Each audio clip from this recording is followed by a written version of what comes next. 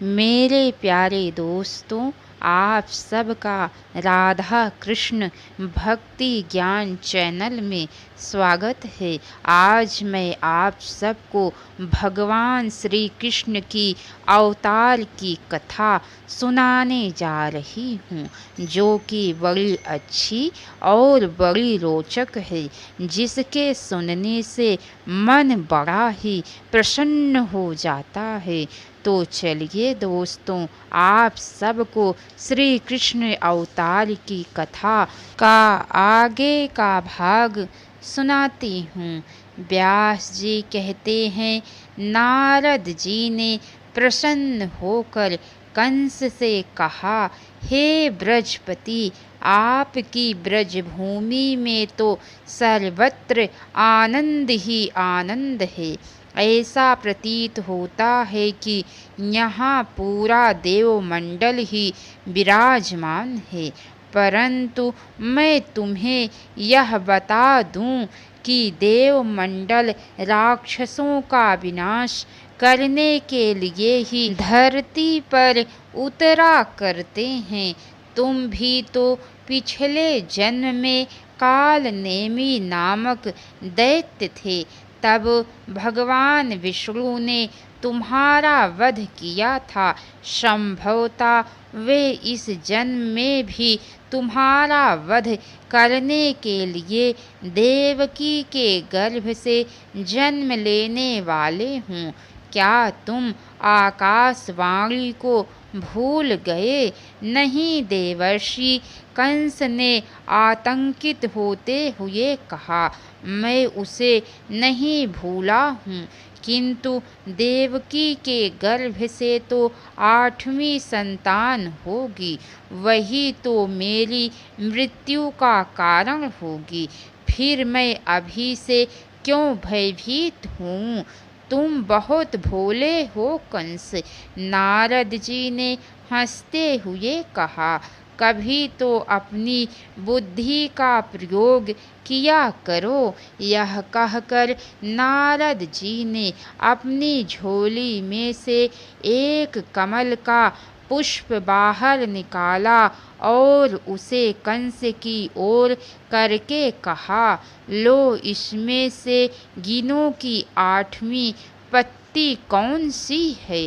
कंस ने फूल को हाथ में लेकर गिना, पर हर बार 8वीं पत्ती बदल जाती थी। वह परेशान होकर नारद जी की ओर देखने लगा। नारद जी बोले, इस फूल की पत्तियों को जिस ओर से भी गिनोगे, हर बार 8वीं पत्ती का स्थान बदल जाएगा।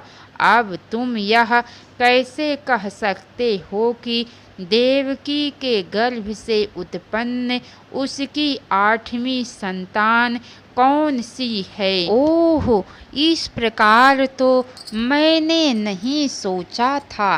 कंस सोचने लगा। नारायण नारायण कहते हुए नारद जी उठे और वहाँ से चले गए। उनके जाते ही कंस ने अपने विश्वस्त अश्वारोही वसुदेव के घर की ओर दौड़ा दिए और उनसे कहा, देवकी के पुत्र को लेकर ही वापस लौटना। अश्वारोही वसुदेव के यहाँ पहुँचे और बलपूर्वक उनके पुत्र को छीनकर वापस कंस के पास ले आए।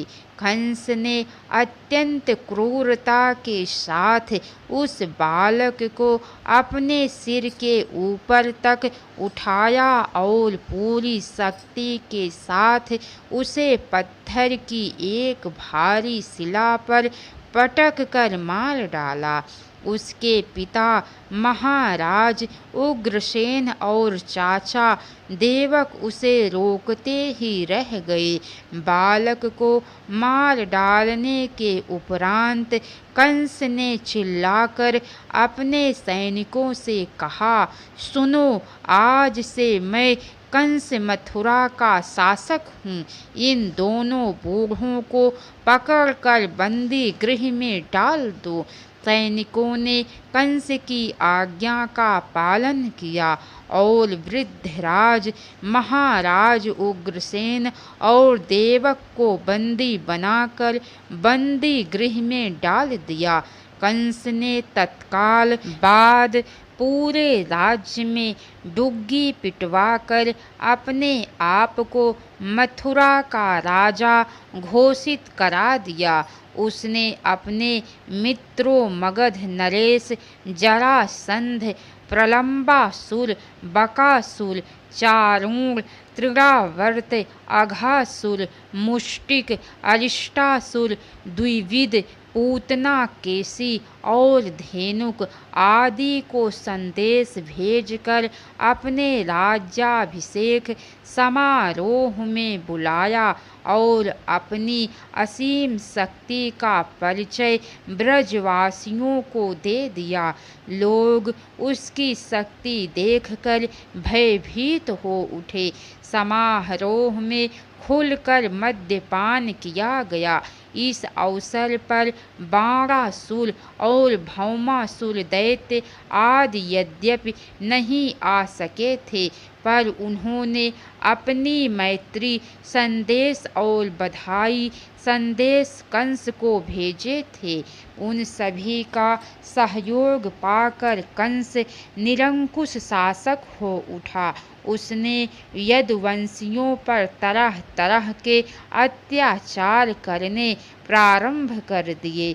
उनमें से अधिकांश यदुवंशी भयभीत होकर ब्रजभूमि से पलायन कर गए और कुरु, पांचाल, केकय, साल्व, विदर्भ, निषद, विदेह और कौशल आदि प्रदेशों में जा बसे। कंस के अत्याचार बढ़ते जा रहे थे। उसने एक एक करके देवकी के 6 बालकों को पत्थर पर पटक पटक कर मार डाला था और देवकी तथा वसुदेव को मथुरा लाकर बंदी गृह में डाल दिया था। उन पर कड़ा पहरा लगा दिया गया था। बंदी गृह जाने से पूर्व वसुदेव ने रोहिणी को गोकुल में नंद बाबा के यहाँ भेज दिया था। रोहिणी उस समय गर्भवती थी। उसके गर्भ में भगवान विष्णु के अंश रूप श्री शेष जी अनंत ने प्रवेश किया था।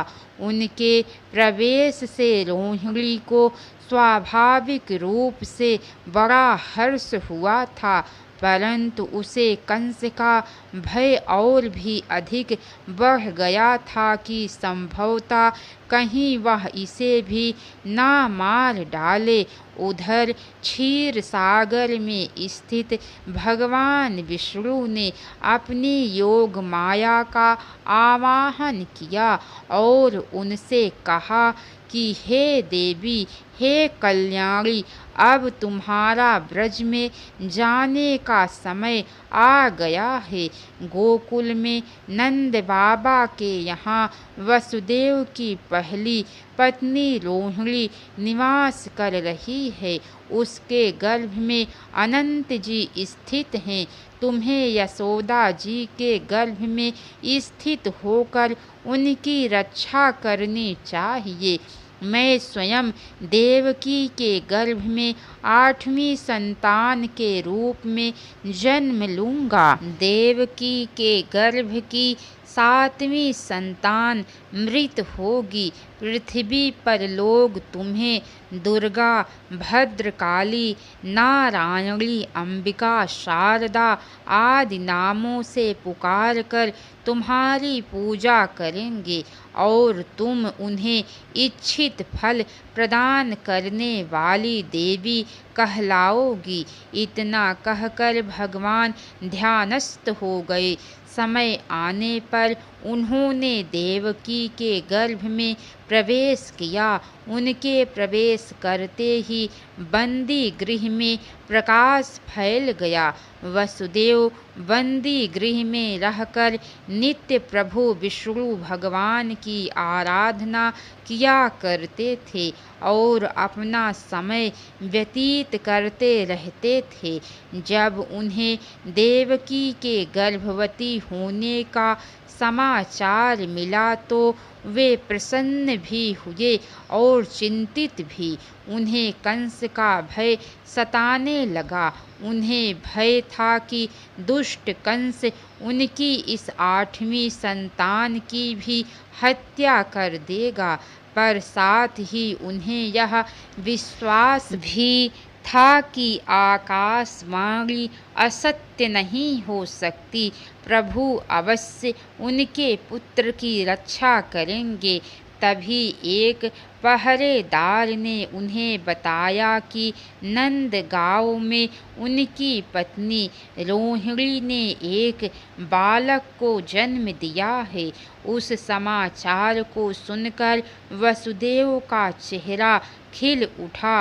उन्होंने बंदी गृह के उस रक्षक से कहा, बंधु, मेरे पास तुम्हें देने के लिए इस समय कुछ नहीं है, पर मैं तुम्हें वचन देता हूँ कि जब कभी इस बंदी गृह से मेरी मुक्ति होगी तब मैं तुम्हें इतना दूंगा कि तुम्हें कभी कोई कमी नहीं रहेगी।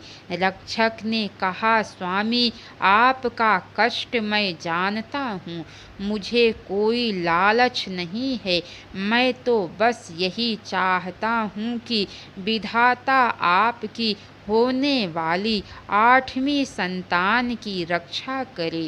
कंस को देवकी के गर्भवती होने का समाचार मिला तो वह सतर्क हो गया, परंतु उसने यह सोचकर देवकी को नहीं मारा कि कहीं उसका पराक्रम कलंकित ना हो जाए। मैं इतना क्रूर कर्म नहीं कर सकता कि लोग मुझे स्त्री घातक कहें। मुझे अपने शत्रु इस बालक के जन्म की प्रतीक्षा करनी चाहिए। इसके जन्म लेते ही मैं इसे मार डालूंगा, परंतु उसे खाते पीते सोते जागते उठते बैठते चलते फिरते अब हर समय अपने शत्रु का ही चेहरा दिखाई देने लगा था और वह भयभीत हो गया था। इसी दौरान भगवान शंकर और ब्रह्मा जी एक दिन सूक्ष्म छाया रूप में कंस के बंदी गृह में आए और भगवान की स्तुति करके वसुदेव और देवकी से ब्रह्मा जी ने कहा, हे माते, यह बड़े सौभाग्य की बात है कि आपकी कोख में संपूर्ण विश्व का कल्याण करने वाले स्वयं भगवान पुरुषोत्तम अपने संपूर्ण ज्ञान और बल के साथ पधारे हैं। इसके आगे की कथा दोस्तों आप सबको कल सुनने को मिलेंगी। तो कैसी लगी कथा लाइक करके कमेंट बॉक्स में ज़रूर बताइएगा। तो बोलिए नंद के लाला भगवान श्री कृष्ण की जय। हर हर महादेव।